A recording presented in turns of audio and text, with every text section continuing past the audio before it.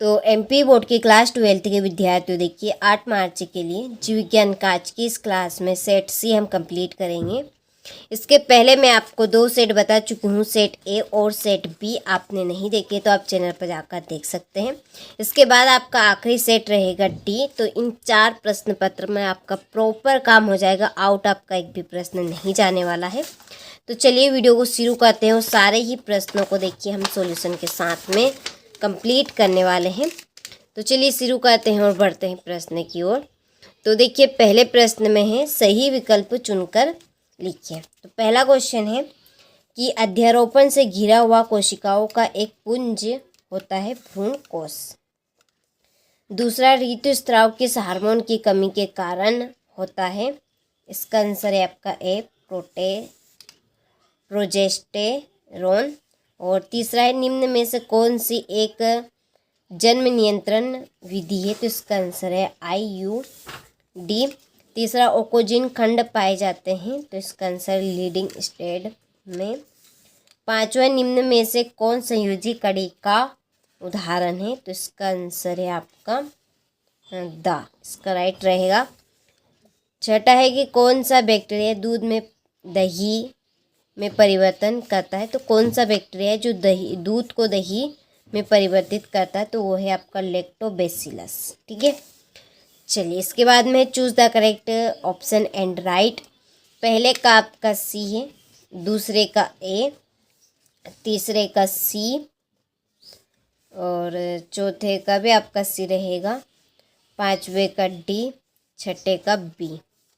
ठीक है, अच्छे से आप कंप्लीट करें इनको। चलिए क्वेश्चन नंबर 2 में रिक्त स्थानों की पूर्ति कीजिए। तो पहला है कि मृदा में पाए जाने वाला जीवाणु खालिस्तान एक कोराल जेनेटिक इंजीनियर के रूप में कार्य करता है। तो इसका आंसर है आपका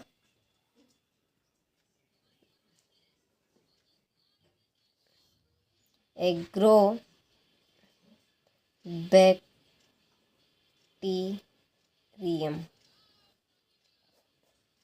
दूसरा है खालिस्तान जंतुओं के DNA में एक अतिरिक्त जीन भी उपस्थित होता है। तो इसका आंसर है आपका ट्रांसजेनिक।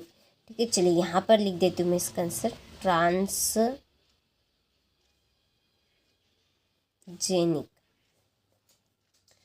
तीसरा है मोनार्क तितलियों में पाए जाने वाला खालिस्तान उसे परम भक्षुओं से बचाया जाता है। तो बचाया है। तो इसका आंसर है आपका 20। ठीक है, इसमें क्या आएगा आपका 20।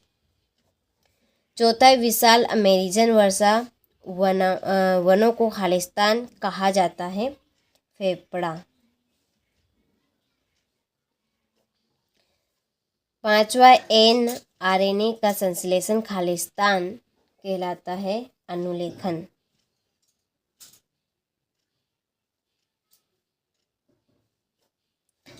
छठा है हमारे परितंत्र में सामान्य अपरदायी खालिस्तान है।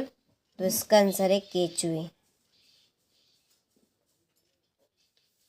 चलिए तो यहाँ से आप रिक्त स्थानों का स्क्रीनशॉट लें और कंप्लीट करें। इसके बाद में ये आपके इंग्लिश मीडियम वालों के लिए यहाँ पर फिल कर दिए हैं, तो कंप्लीट अच्छे से करना है। अगला है सत्य सत्य लिखिए। पहला अधिकांश औद्योगिक राष्ट्रीय आर्थिक रूप से व परंपरागत ज्ञान में संबंध समृद्ध है। तो ये आपका असत्य, सॉरी ये आपका रहेगा असत्य। ठीक है, यहाँ पे असत्य लिख लेना है आपको। यहाँ पे मैं टिक कर रही हूँ। दूसरा है कि DNA की लंबाई को क्षारक युग्म संख्या के रूप में पाया जाता है। तो ये आपका असत्य है। तीसरा है भारत सरकार ने सन 1971 में प्रेरित गर्भपात को सामान्यता प्रदान की। तो ये आपका सत्य है और ये भी आपका सत्य रहने वाला है। ठीक है, गलती से सत्य बोला गया। तो चौथा है एलर्जी में 1 ग्राम ए प्रकार के एंटीबायोटिक एंटीबॉडीज का निर्माण होता है। तो ये आपका सत्य है।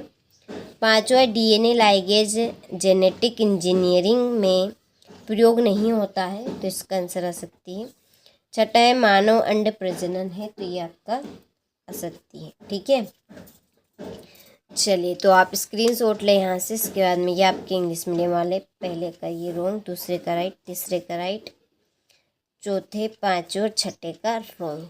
ठीक है, चलिए तो कंप्लीट अच्छे से आपको करना है। इसके बाद में सही जोड़ी पहली है कोरोना एडिएटा की जोड़ी आपकी रहेगी अंडर। दूसरी है आपकी LSD है आपकी विभ्रमकारी। तीसरी है फ्रेडरिक मीसर की जोड़ी रहेगी ये, और चौथी जोड़ी आपकी ये वाली, और पांचवी होगी अप्रभावी जीन रक्त विकार। ठीक है, चलिए तो स्क्रीनशॉट आप ले लीजिए यहाँ से, हो गया। इसके बाद में ये आपके इंग्लिश मीडियम वालों के लिए, वहाँ से आपको नंबर डाल लेने हैं। ठीक है, चलिए आगे बढ़ते हैं अगले प्रश्न की ओर। तो अगला प्रश्न है यहाँ पे, एक वाक्य में उत्तर दीजिए। पहला है, मनुष्य में 8 से 16 कोरक खंडों वाला ठोस जैसा भ्रूण क्या कहलाता है? तो वो आपका कहलाएगा मोरूला। क्या कहलाएगा? मोरूला। दूसरा है, भारत में परिवार नियोजन कार्यक्रम कब लागू हुआ था? तो ये हुआ था 1952। तीसरा है, न्यूक्लियोसोम मॉडल में हिस्टोन अष्टक के बाहर कौन सी हिस्टोन उपस्थित होती है? तो इसका आंसर है आपका, यहाँ पर मैं लिख देती हूँ, थोड़ी सी यहाँ पर जगह नहीं है इसलिए। तो इसका आंसर है हिस्टोन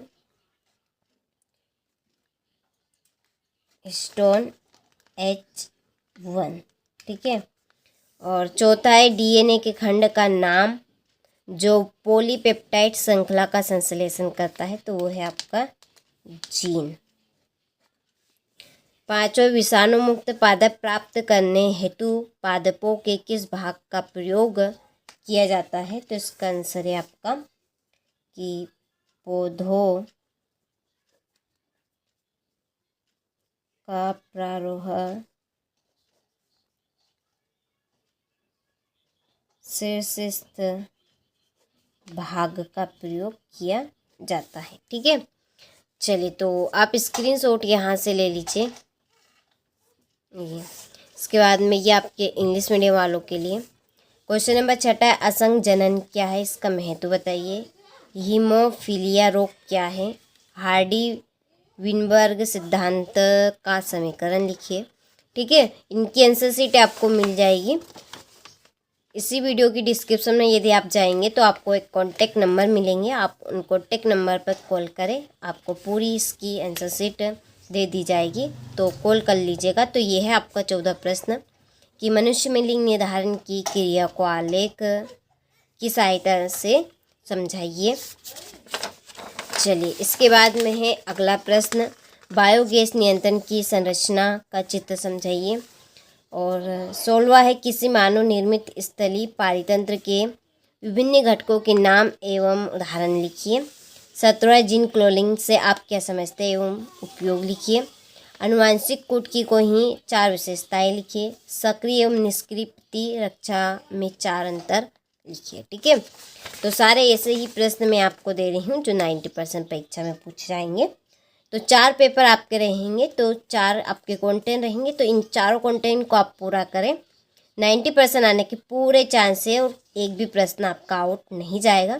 और पूरी सॉल्यूशन की सीट के लिए आप कॉल कर सकते हैं, आपको एक कॉन्टेक्ट नंबर हमने दिए हमारे एप्लीकेशन के, सारा सॉल्यूशन आपको वहाँ पर मिल जाएगा। ठीक है, तो ये है आपका 20वां आखिरी लास्ट प्रश्न, नर युग्मोद्भिद एवं मादा युग्मोद्भिद में 4 अंतर आपको लिखने हैं। तो ये 4 नंबर का आपका प्रश्न रहेगा। तो आपने सारे प्रश्नों का अच्छे से स्क्रीनशॉट ले लिया होगा, तो कंप्लीट अच्छे से आपको करने हैं।